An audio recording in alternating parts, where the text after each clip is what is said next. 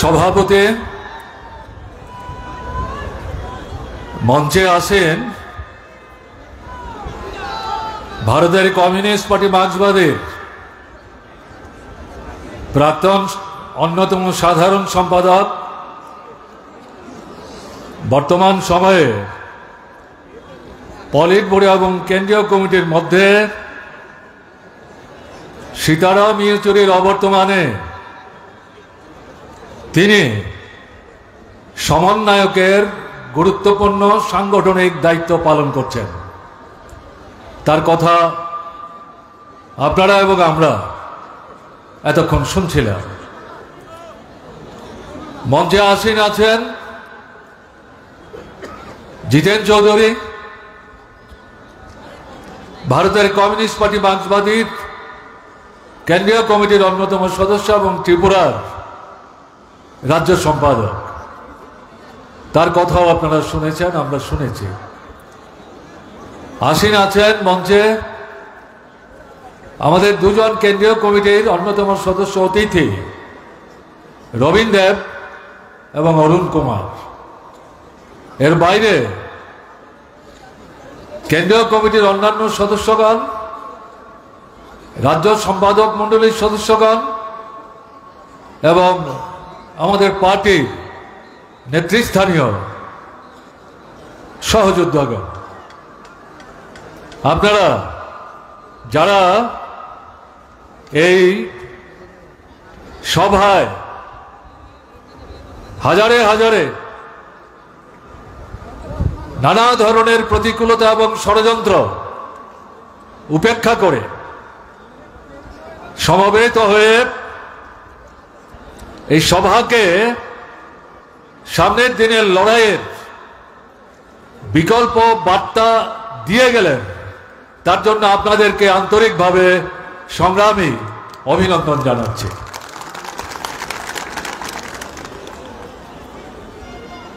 বেশি সময় নিয়ে আমি কথা বলবো না। আমাদের দেশে 11 বছর যাবৎ যে সরকারটা চলছে কেন্দ্রে, আরএসএস নিয়ন্ত্রিত বিজেপির প্রাধান্যে বেশ কিছু দলকে একসাথে নিয়ে সম্ভবত ভারতবর্ষের স্বাধীনতা লাভের পর এরকম আপাদমস্তক জনবিরোধী, বিশেষ করে শ্রমিক, কৃষক, ক্ষেতমজুর, দিনমজুর, উপজাতি, তফসিলি, অবিশেষ, সংখ্যালঘু, ছোট মাঝারি ব্যবসায়ী, বেকার ছেলে মেয়ে, আমাদের ছাত্র ছাত্রী, মা বোন, এদের বিরুদ্ধে বর্বরোচিত অমানবিক এভাবে আক্রমণ সংগঠিত করতে এর আগের কোন সরকারকে আমরা দেখিনি। এবং এই সরকার ভারতবর্ষের বৃহৎ পুঁজির নেতৃত্বে, অর্থাৎ পুঁজিপতিদের মধ্যে যারা সবচেয়ে ধনী, তাদের নেতৃত্বে অন্যান্য যারা পুঁজিপতি, ভূস্বামী, কালোবাজারি, বেআইনি মজুতদারি যারা করে, বাজারে কৃত্রিম অভাব তৈরি করে, দ্বিগুণ তিনগুণ দাম মানুষের পকেট কেটে লুণ্ঠন করে নিয়ে পুঁজির পাহাড়কে পর্বতে পরিণত করে, এদেরকে চোখ কান বন্ধ করে এই সরকার যেভাবে সাহায্য করে চলেছে, আগের সরকারগুলো প্রগতিশীল ছিল সেটা আমরা বলছি না, কিন্তু এরকম ভাবে নির্লজ্জের মতো চোখ কান বন্ধ করে এদেরকে যেভাবে তারা সাহায্য করছে, এটাও ভারতবর্ষের মানুষ এর আগে এভাবে প্রত্যক্ষ করেনি। শুনছিলেন, সংক্ষিপ্ত পরিসরে হলেও দেশের অবস্থা সম্পর্কে কমরেড প্রকাশ বলবার চেষ্টা করেছেন। জিনিসের দাম বাড়ছে, টাকার দাম কমছে, মুদ্রাস্ফীতি বেড়েই চলেছে, মানুষের কেনার ক্ষমতা তলিয়ে যাচ্ছে। বেকার সমস্যা অন্যতম জাতীয় জ্বলন্ত সমস্যা। নিয়মিত নিয়োগ নেই, চুক্তির ভিত্তিতে 10 মাস 11 মাসের কাজ, এমনকি সেনাবাহিনীতে পর্যন্ত। ভারতবর্ষ এরকমটা এর আগে প্রত্যক্ষ করেনি। কৃষক ক্ষেত মজুর মাথার ঘাম পায়ে ফেলে, রক্ত জল করে মাটির বুক চিরে যে ফসল ফলায়, উৎপাদনের জন্য যে পয়সা খরচ হয়, সেই পয়সা পর্যন্ত ফসল যখন বাজারে বিক্রি করতে আসে, যেহেতু কেন্দ্রের সরকার যথা সময়ে সাহায্যের হাত নিয়ে এদের পাশে দাঁড়ায় না, তারা উৎপাদন খরচের পয়সাটা পর্যন্ত হাতে নিয়ে বাড়িতে ফিরতে পারছে না। গণতন্ত্র আক্রমণ করছে, আমাদের যে সংসদীয় ব্যবস্থা তার উপর আক্রমণ করছে। গণতন্ত্রের সাথে ধর্ম নিরপেক্ষতা, ধর্ম যার যার, রাষ্ট্রের কোনো ধর্ম নাই, রাষ্ট্রের চোখে সব ধর্ম সমান। আপনি চাইলে ধর্ম করবেন, যদি না চান আপনি ধর্ম করতে বাধ্য না। আপনি চাইলে স্বাধীনভাবে আপনি ধর্ম পরিবর্তনও করতে পারেন, এক ধর্ম ছিল অন্য ধর্মও আপনি গ্রহণ করতে পারেন। ডক্টর বাবা সাহেব আম্বেদকর এটা করেছিলেন। হিন্দু ধর্মাবলম্বী ছিলেন, কিন্তু হিন্দু ধর্মের প্রতি তার যে বিতৃষ্ণা তৈরি হয়েছিল তার থেকে বেরিয়ে আসবার জন্য তিনি সেখানে বুদ্ধ ধর্মের অনুরাগী হয়েছিলেন। তার হাতেই তো আমাদের দেশের সংবিধান তৈরি হয়েছে। কাজেই এই যে ধর্ম নিরপেক্ষতার দৃষ্টিভঙ্গি, ভারতবর্ষকে ঐক্যবদ্ধ রাখতে গেলে পর রাষ্ট্র যদি ধর্মান্ধ হয় তাহলে দেশকে তো এক রাখা যাবে না। ব্রিটিশ সাম্রাজ্যবাদ যাবার আগে বিষবৃক্ষ রোপণ করে আমাদের দেশটাকে দুভাগে ভাগ করে দিয়ে গেছে। আর যাতে ভারতবর্ষকে ভাগ করতে না পারে তার জন্য এই ধর্ম নিরপেক্ষতার নীতি আমাদের সংবিধানের পলে পলে নানা পদ্ধতিতে এটাকে উপস্থিত করার চেষ্টা হয়েছে। আরএসএস নিয়ন্ত্রিত বিজেপি সরকার এই ধর্ম নিরপেক্ষতার বেদিমূলে আক্রমণ করছে। একদিকে গণতন্ত্র, আরেকদিকে ধর্ম নিরপেক্ষতা, এবং একই সাথে সামগ্রিকভাবে আমাদের যে সংবিধান তাকে ধ্বংস করার চেষ্টা করছে। এই সংবিধান যখন তৈরি হয়, আরএসএস, জনসংঘ, তারা এই সংবিধান তৈরিতে সহযোগিতা করেনি। এরা স্বাধীনতার সংগ্রামে পেছন থেকে ছুরি মেরেছে, ব্রিটিশের পদলেহন করেছে।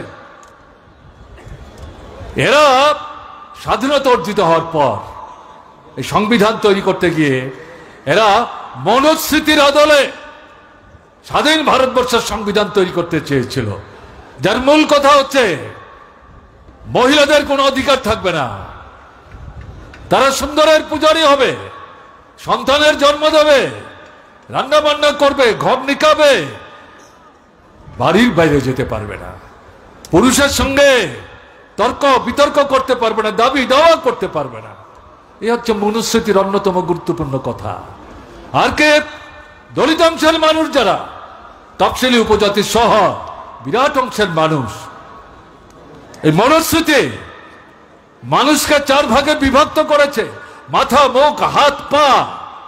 দলিত অংশের মানুষ যারা, তাদেরকে পায়ের সাথে মিলিয়ে বলা হচ্ছে এদের জন্মই হয়েছে সমাজে আসার উদ্দেশ্য হচ্ছে এদের উপরে যারা আছে সবাইকে তারা সেবা করবে, শুশ্রূষা করবে, তাদের কিছু দাবি করবার অধিকার নেই।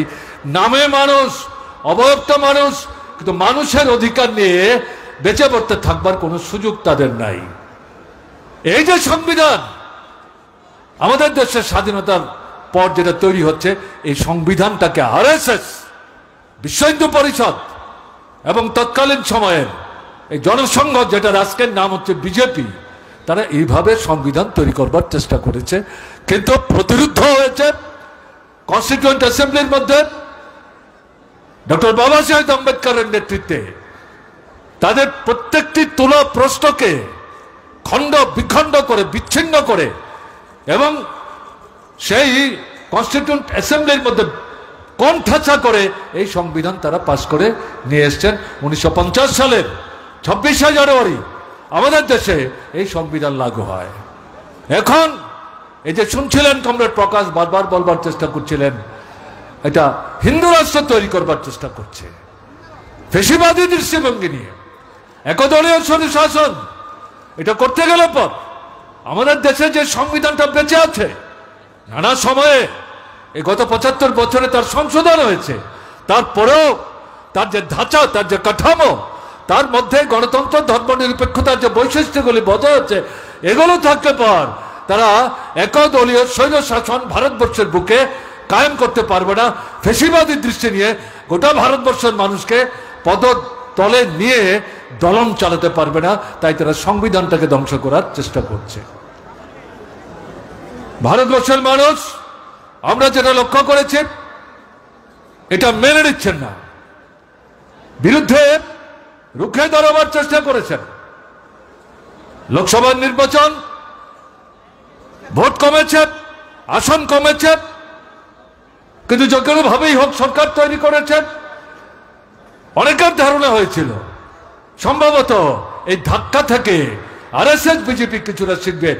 ভারতের কমিউনিস্ট পার্টি মার্ক্সবাদী প্রথম থেকে বলছিল বিজেপি আরএসএস গণতন্ত্র থেকে, ধর্মনিরপেক্ষতার দৃষ্টিভঙ্গি থেকে, আমাদের দেশের সংবিধানের যে মৌল নীতি গেলে এর থেকে কোনো শিক্ষা নিতে তারা রাজি না।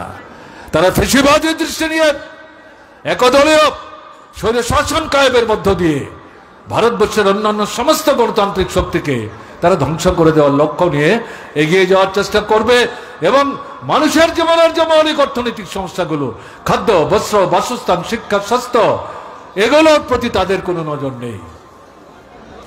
এর বিরুদ্ধে লোকসভা নির্বাচনে এদেরকে সেভাবে সরকার থেকে আলাদা রাখতে না পারল, যে ধাক্কাটা দিয়েছে, এই ধাক্কা থেকে শিক্ষা না নিয়ে তারা আরো উগ্র হয়ে আক্রমণ তীক্ষ্ণ করার চেষ্টা করছে। তারা মনে করছেন সামনের দিনে যদি এখন থেকে চাপিয়ে রাখা না যায় তাহলে তাদের অস্তিত্ব রক্ষা করা কঠিন হবে।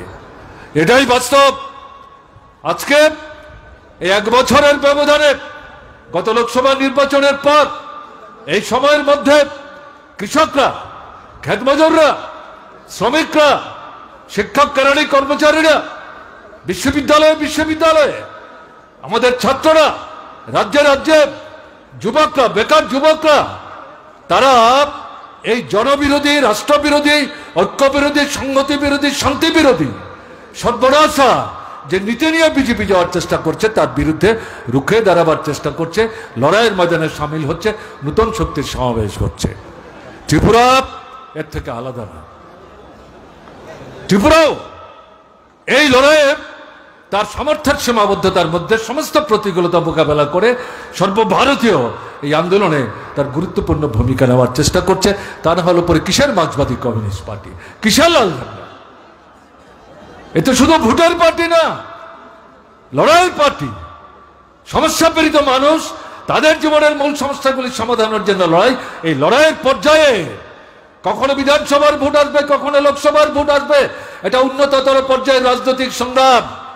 সেই সংগ্রামে আমরা অংশগ্রহণ করি, কখনো আসন জিতি, কখনো জিততে পারি না, কখনো সরকার তৈরি করি, কখনো সরকার তৈরি করতে পারি না। কিন্তু তার জন্য লাল ঝান্ডা কাঁধ থেকে আমরা নামাই না, লড়াইয়ের ময়দান ছেড়ে আমরা পালিয়ে যাই না। এটাই হচ্ছে মার্ক্সবাদী কমিউনিস্ট পার্টি। কাজে এই জায়গায় দাঁড়িয়ে আমি আগেই বলেছি বেশি সময় নিতে চাই না। ত্রিপুরার অভিজ্ঞতা কি? প্রধানমন্ত্রী নরেন্দ্র মোদী 2018 সালে বিধানসভা নির্বাচনে কি বলবার চেষ্টা করেছিলেন? চলো পাল্টাই, একবার একটা সুযোগ দিন। বামফ্রন্ট সরকারের বিরুদ্ধে আঙ্গুল তুলে কথা বলতে পারেনি, স্বীকার করেছে এই সরকার উন্নতির জন্য কাজ করেছে, ত্রিপুরার সমৃদ্ধির জন্য কাজ করেছে। এই সরকার দুর্নীতি যুক্ত এই অভিযোগ করবার দুঃসাহস দেখায়নি, শুধু বলবার চেষ্টা করেছে কেন্দ্র বিজেপি সরকার, রাজ্যে যদি আপনারা আমাদেরকে সরকার তৈরি করতে সাহায্য করেন তাহলে দুটো সরকার একসাথে মিলে যে যে কাজগুলি আপনারা চাইছিলেন সমাধান হোক, রাজ্য সরকারের সীমাবদ্ধতার কারণে করে উঠতে পারেনি, সে সমস্ত সমস্যার সমাধান আমরা করব। আমরা লক্ষ্য করেছি। আমরা প্রথমেই বলবার চেষ্টা করেছিলাম এটা প্রতারণার ফাঁদ। মুখে যা বলছে, যদি ভোট দিয়ে এদেরকে সরকারে বসবার সুযোগ করে দেন তাহলে তারা উল্টো পথে চলবে। ভারতবর্ষের অন্যান্য 8টা 9টা 10টা রাজ্যে যেখানে বিজেপি সরকার দখল করে রাজ্য সরকারগুলো চালাবার চেষ্টা করছে, সেখানকার অভিজ্ঞতার ভিত্তিতে এই কথাগুলো বলছে। এবং কেন্দ্র যে সরকার চালাচ্ছে, ভোটের আগে এক কথা, ভোটের পরে সরকারে বসে আরেক কাজ, সেই অভিজ্ঞতা থেকে বলছি। কিন্তু আমাদের রাজ্যের মানুষ প্রায় 51-52 ভাগ তারা বিভ্রান্ত হয়েছে। অভিজ্ঞতা কি?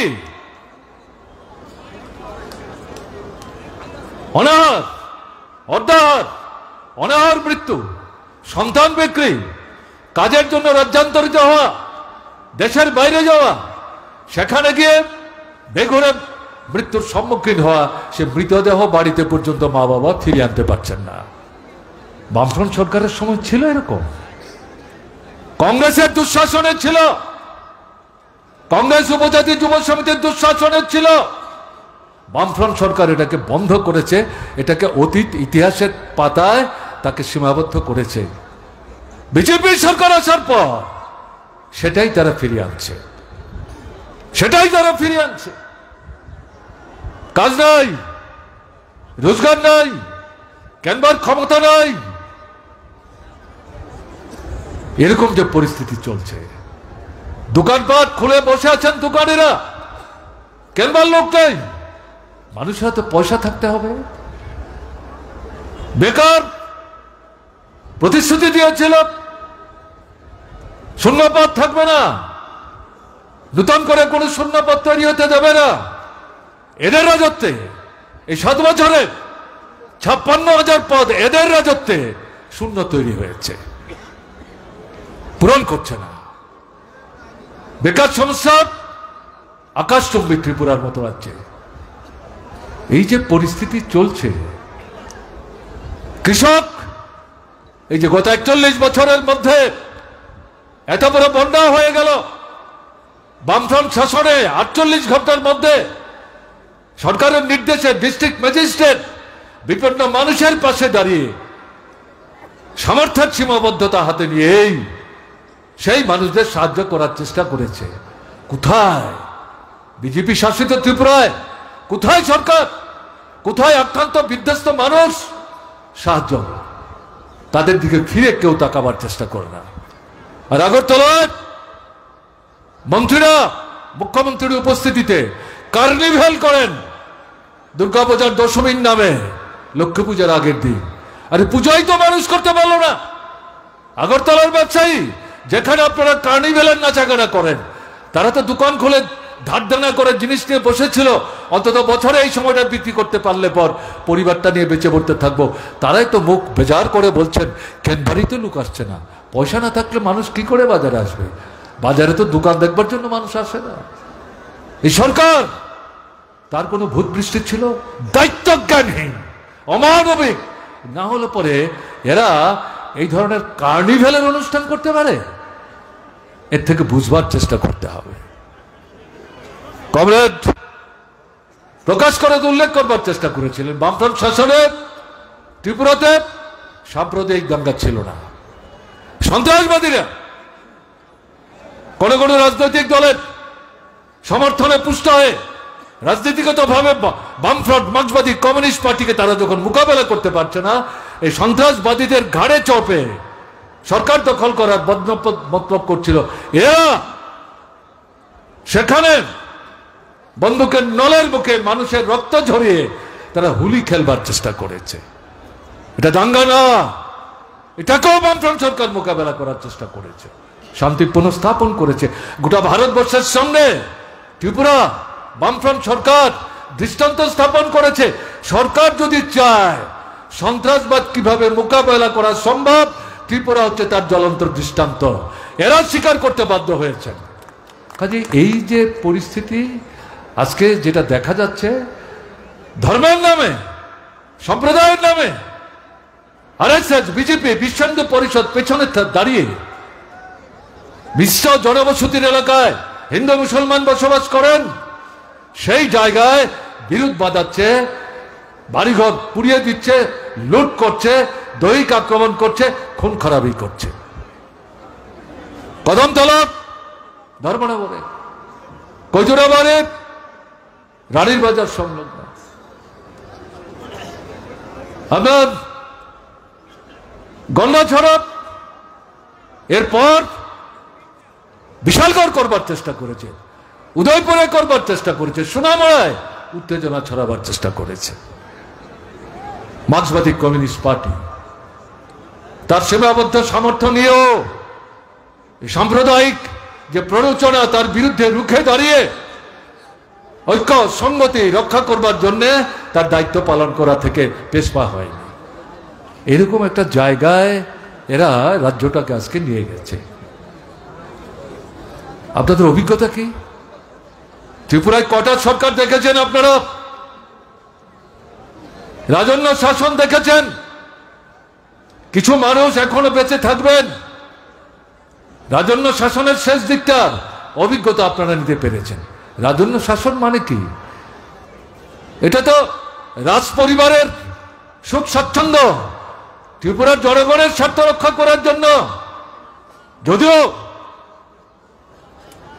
সেখানে শতাধিক রাজা উপজাতি অংশের, কিন্তু উপজাতি জনগণের জীবনের মৌলিক সমস্যাগুলো সমাধান করবার জন্য তারা তো কোনো ভূমিকা নেয়নি। রাজবাড়ি বানানো, মহারাজগঞ্জ বাজার, রাজবাড়িতে বস্তা করে যেন সোজা বাজারটা দেখা যায়, তার জন্য একটা সড়ক তৈরি করা। আর ত্রিপুরার বিভিন্ন মহকুমায় 8টা 9টা আপনার মাধ্যমিক স্কুল, কোথায় হাসপাতাল, কোথায় বিদ্যুৎ, কোথায় সেচ, কোথায় পানীয় জল, উপজাতি অনুপজাতি, এগুলো তো কিছুই তারা করার চেষ্টা করেনি। তাদের কথা কম বলাই ভালো। কংগ্রেস সরকার 30 বছর 32 বছর, কেন্দ্র কংগ্রেস, রাজ্য কংগ্রেস, দারুণ সুযোগ। স্বাধীনতার পর ত্রিপুরা ভারতবর্ষের সাথে নিজেকে যুক্ত করেছে। সরকার চালাচ্ছে কংগ্রেস, মুখ্যমন্ত্রী কংগ্রেসের। তারা যদি একটা সুনির্দিষ্ট পরিকল্পনা নিয়ে দীর্ঘ, মধ্য এবং স্বল্পমেয়াদী উন্নয়নের পরিকল্পনা নিয়ে কাজ করতেন, কেন্দ্রের সাহায্য নিয়ে ত্রিপুরার চেহারাটা পাল্টে দিতে পারতেন। কোথায়? কোনো ভূমিকা তারা নেয়নি। এরকম একটা পরিস্থিতিতে জরুরি অবস্থা যখন উঠে গেল, কংগ্রেস ভাগে একটা অংশ বেরিয়ে সিএফডি সিপিআইএমকে অনুরোধ করলো সরকার তৈরি করতে। 3 বছর সরকার, সিপিআইএম এই সরকারে অংশগ্রহণ করেছিল সুনির্দিষ্টভাবে 12 থেকে 15টা জনস্বার্থবাহী কর্মসূচি রূপায়ণের প্রশ্নে সহমত পোষণ করে। যখন সিপিআইএম দেখলো তার 18 জন এমএলএ এদের শক্তিটাকে ব্যবহার করে সিএফডি, তার মানে পুরাতন কংগ্রেস, এরা আগের মতোই লুণ্ঠনের রাজত্ব কায়েম করার চেষ্টা করছে। মার্ক্সবাদী কমিউনিস্ট পার্টি ছেঁড়া কাগজের মতো ছুঁড়ে ফেলে দিয়ে সরকার থেকে বেরিয়ে এসে বলল, এই সরকারের প্রতি আমাদের আর কোনো সমর্থন নাই।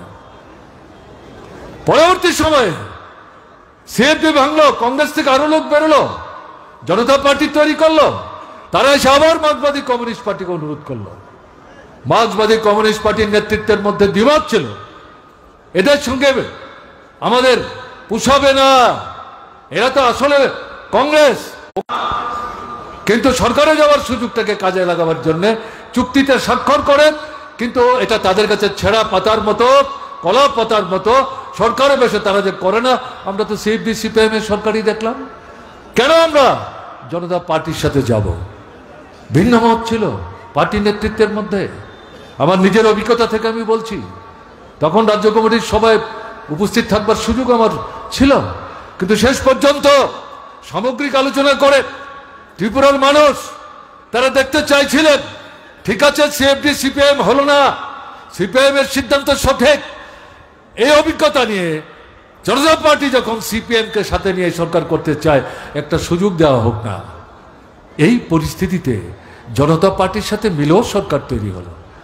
একই অভিজ্ঞতা, মুখ্যমন্ত্রীর বাড়িতে শত শত ফাইল তার খাটের তলায় গিয়ে জমা হচ্ছে। ফাইল দেখবার সময় কোথায়? তাদের কিভাবে লাভ লুট ইত্যাদি তারা করতে পারেন এই স্বল্প সময়ের মধ্যে, এ নিয়েই তারা ব্যস্ততায় কাটিয়েছেন। এই পরিস্থিতিতে আবার 3 থেকে 4 মাসের ব্যবধানে মার্ক্সবাদী কমিউনিস্ট পার্টি আলোচনা করে এই সরকার থেকে সমর্থন প্রত্যাহার করে সেখানে দাবি করল এই বিধানসভা ভেঙে দাও, রাষ্ট্রপতি শাসন জারি করো। যদিও নীতিগতভাবে মার্ক্সবাদী কমিউনিস্ট পার্টি রাষ্ট্রপতি শাসনের বিরুদ্ধে, কিন্তু ত্রিপুরার যে পরিস্থিতি, এই বিধানসভা বাঁচিয়ে রাখা মানে সেই জায়গায় দাবি হলো নূতন করে বিধানসভার নির্বাচন করো। সেই নির্বাচন হলো 77-এর ডিসেম্বরে। 77-এর লোকসভা জামানতের টাকা বাজেয়াপ্ত হওয়ার মুখে শচীন্দ্রলাল সিংহ জিতেছেন। এই পরিস্থিতিতে 9-10 মাসের ব্যবধানে বিধানসভার নির্বাচন, ভোটের ফল যখন প্রকাশিত হলো দেখা গেল, আমার এখনো মনে আছে উমাকান্তি স্কুলের ভোট গণনার কেন্দ্রে আমি যুক্ত ছিলাম। তখন মহকুমায় মহকুমায় ভোট গণনা হচ্ছে। প্রথম খবর পাওয়া গেল মনসুর আলী সাহেব, কংগ্রেসের ডাকসাইটা নেতা, সোনামুড়ার বক্সনগরে পরাস্ত হয়েছেন। কার কাছে? আমাদের মাস্টারদার কাছে। তিনি একজন সাধারণ শিক্ষক এবং একজন কৃষক, মাঝারি পর্যায়ের একজন কৃষক। বিশ্বাস করছে না কংগ্রেসের নেতারা। পরে যখন খবর নিলাম দেখা গেল এটা সঠিক। এই করতে করতে দেখা গেল 60 আসনের মধ্যে 56 আসন বামফ্রন্ট। তখন বামফ্রন্টে সিপিআই ছিল না, সিপিআইএম আরএসপি ফরওয়ার্ড, তারা 56টা আসনে জিতলেন। কংগ্রেস একটা আসনও পায়নি। টিউজেস তারা 4টা আসন জিতেছিল। 10 বছর সরকার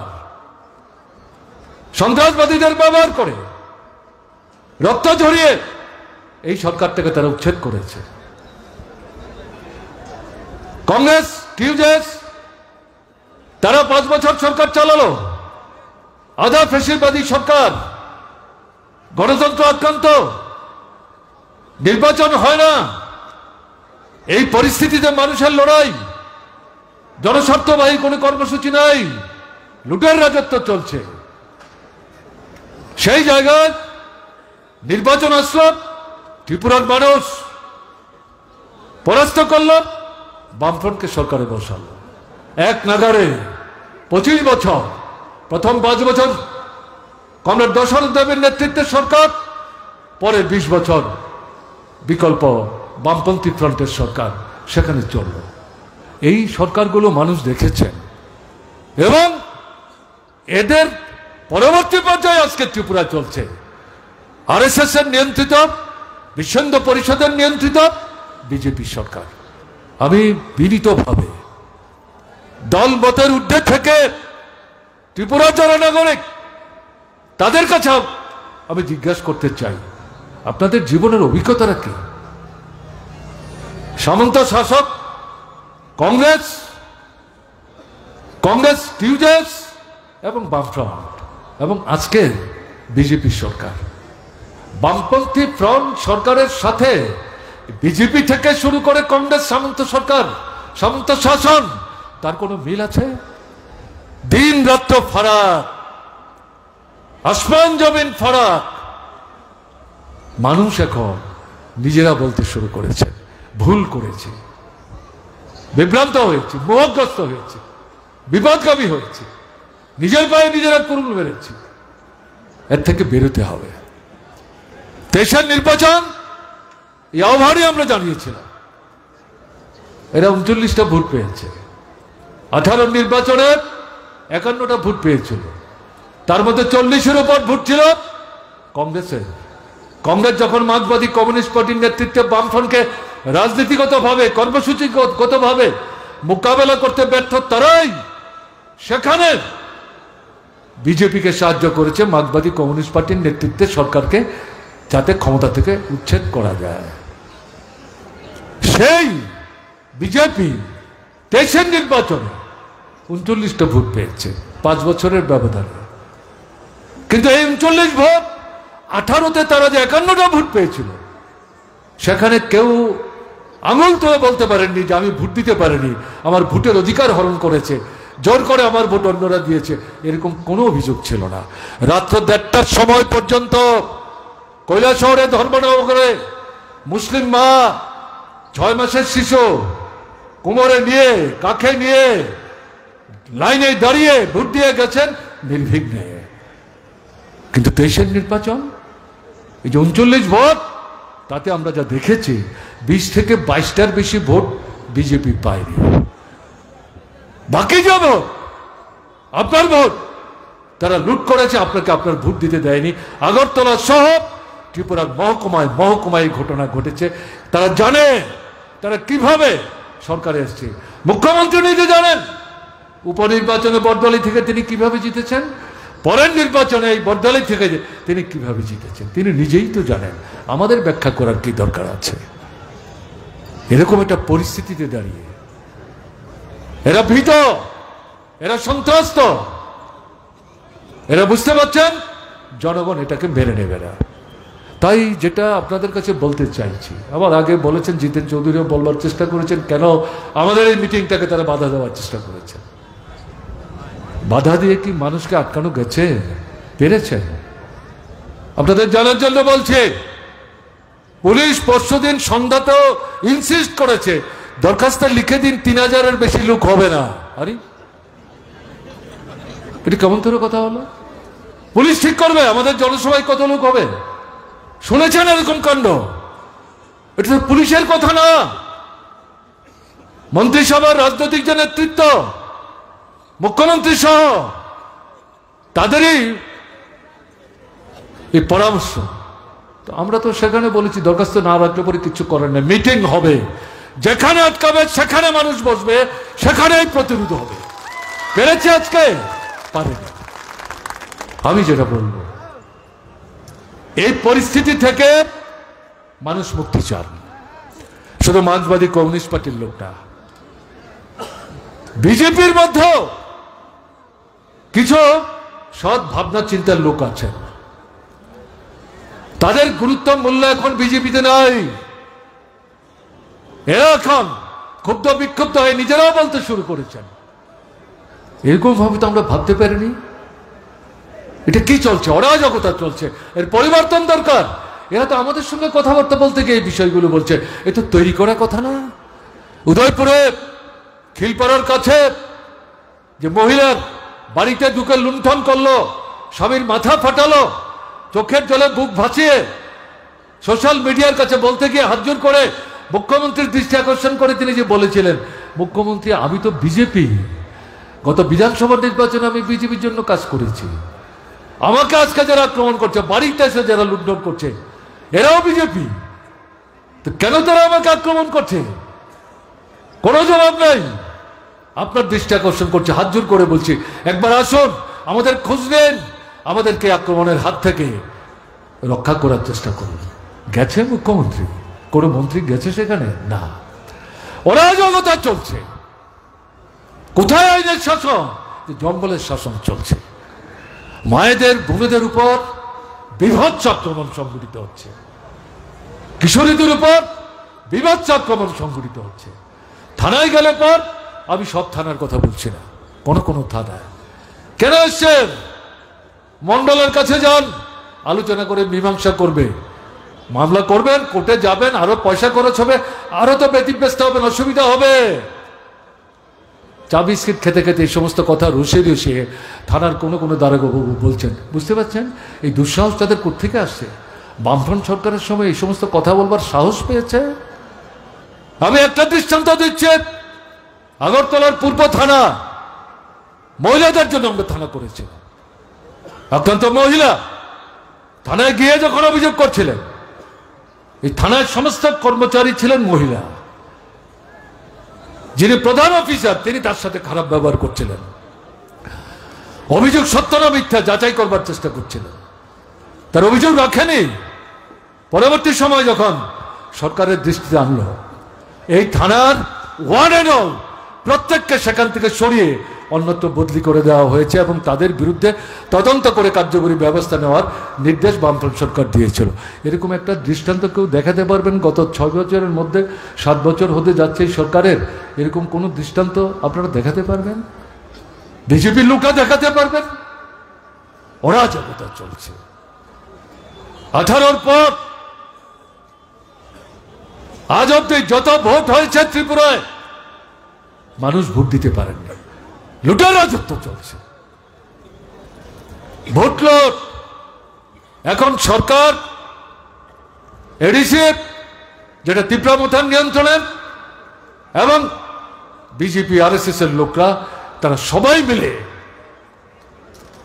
একটা হয়ে লুটের রাজত্ব চালাবার চেষ্টা করছে। কাজেই এগুলো শুধু বললে হবে না। এই অবস্থা থেকে বেরিয়ে আসবার জন্য সামনের দিনে বৃহত্তর সংগ্রাম সংগঠিত করতে হবে। অবশ্যই মার্ক্সবাদী কমিউনিস্ট পার্টি তার নেতৃত্বে বামফ্রন্ট তারা গুরুত্বপূর্ণ ভূমিকা নেবেন, নেওয়ার চেষ্টা করছেন। আক্রান্ত হচ্ছেন, শহীদের মৃত্যুবরণ করছেন, বাড়িঘর পুড়িয়ে দিচ্ছে, তাদের পরিবার প্রতিপালনের জন্য তাদের যে আয়ের উৎসব সেগুলো ধ্বংস করে দিচ্ছে, কিন্তু মাথা নত করছে না। এরা থাকবেন, কিন্তু আপনাদের কাছে আবেদন থাকবে, নতুন মানুষের কাছে যেতে হবে। কাল যিনি বিজেপি ছিলেন তার সঙ্গে কথা বলুন, বুঝবার চেষ্টা করুন, তার মন জয় করার চেষ্টা করুন, তাকে সঙ্গে আনুন। কাজে আমাদের শক্তির যে বৃত্ত এটাকে প্রসারিত করতে হবে। আমি যেই কারণে উল্লেখ করবার চেষ্টা করেছি 78-এর লোকসভা নির্বাচন এবং বিধানসভা নির্বাচন 6 থেকে 7 মাসের মধ্যে যে মৌলিক গুণগত পরিবর্তন, মানুষ চাইলে সবকিছু করতে পারে, মানুষের ঐক্য শক্তির কোনো বিকল্প নাই। তাই আপনাদের কাছে যেটা থাকবে আমাদের আবেদন, এই সম্মেলন কি আলোচনা করব? আমরা কি ওখানে শুধু গলা ফাটিয়ে রক্ত চিরিয়ে সেখানে রক্ত বের করে বক্তৃতা করব? কি চলছে দেশে? দেশকে বাদ দিয়ে ত্রিপুরা তো এই সমস্যা থেকে বেরোতে পারবে না। ডাবল ইঞ্জিন দিল্লি সরকার যে দৃষ্টি নিয়ে চলছে, ত্রিপুরার বিজেপি সরকার সেই দৃষ্টি নিয়ে চলছে, তার কাছ থেকে বিকল্প আমরা কি আশা করব? কাজেই সেদিক থেকে জাতীয় স্তরে যে আন্দোলন হচ্ছে, শ্রমিক, কৃষক, কর্মচারী, ছাত্র, যুবক, উপজাতি, তফসিলি, ওবিসি, সংখ্যালঘু, ছোট মাঝারি ব্যবসায়ী, তারা জাগিয়ে আসছেন, নতুন ঢঙে আন্দোলন তৈরি করবার চেষ্টা করছেন। তাতে যেমন ত্রিপুরায় বামপন্থী ফ্রন্টের নেতৃত্বে গণতান্ত্রিক শক্তিকে নিয়ে আমাদের লড়াই অংশগ্রহণ করতে হবে। সঙ্গে সঙ্গে ত্রিপুরায় যে অরাজকতা চলছে, ত্রিপুরায় যে ফ্যাসিস্ট সন্ত্রাস চলছে, ত্রিপুরায় যে জঙ্গলের শাসন চলছে, এর থেকে ত্রিপুরাকে বের করে আনতে না পারলে পর খাদ্য, বস্ত্র, বাসস্থান, শিক্ষা, স্বাস্থ্য কোনো সমস্যার সমাধান করা যাবে না। কাজেই এদেরকে জনগণের মধ্যে থেকে বিচ্ছিন্ন করতে হবে, কোণঠাসা করতে হবে, নতুন শক্তির সমাবেশ করতে হবে। তার জন্যে আগামী দিনের আমাদের পার্টির রাজ্য সম্মেলনে, এটা সর্বভারতীয় পার্টির যে মহাসম্মেলন তার প্রস্তুতি, কিন্তু ত্রিপুরার বিষয়টাকে আলাদা করে আলোচনা করে সামনের দিনে ত্রিপুরা আমরা কি করতে চাই তার জন্য আমরা কর্মসূচি গ্রহণ করব। আপনাদের কাছে আগাম আবেদন করে রাখতে চাইছি, এই সম্মেলন থেকে ত্রিপুরার মানুষের স্বার্থে যে গুরুত্বপূর্ণ জ্বলন্ত দাবিগুলোকে সামনে রেখে নানা ঢঙের যে আন্দোলনের কর্মসূচি আসবে। আজকে যেভাবে সমস্ত প্রতিকূলতা, ষড়যন্ত্র উপেক্ষা করে আপনারা এই সমাবেশে সমবেত হয়ে লড়াই নতুন বার্তা দিয়েছেন, রাজ্য সম্মেলন থেকে যে বার্তা আপনাদের কাছে যাবে আহ্বান হিসাবে, তাকে বাস্তবায়নের জন্য আপনাদের কাছে আগাম আবেদন রাখবো। সেই লড়াইয়ে আরো বৃহত্তর শক্তি নিয়ে ঘর থেকে বেরিয়ে ময়দানে দাঁড়িয়ে এই দুশ্মন যে সরকারটা, জনবিরোধী যে সরকারটা, তাকে কোণঠাসা এবং পরাস্ত করবার জন্য আমাদের লড়াইকে তীব্র, তীক্ষ্ণ এবং ব্যাপকতর করতে হবে। এই শপথ আপনারা এখান থেকে